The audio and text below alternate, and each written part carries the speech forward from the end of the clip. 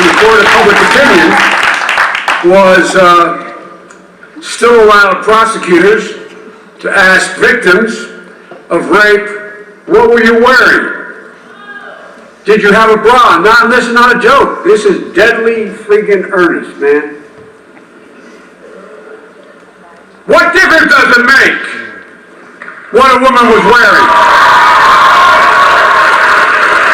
But still, today, the question you get asked, what are you drinking? What did you say? No one, particularly a court of law, has a right to ask any of those questions. Buried deep in our psyche as a culture is the idea, if it wasn't stranger rape, somehow the woman must have done something to provoke this. This is being raised up for one fundamental reason.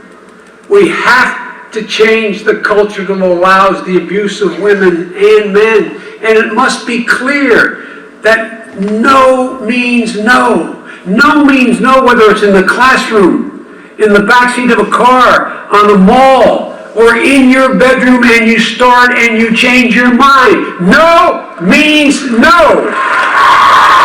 Period.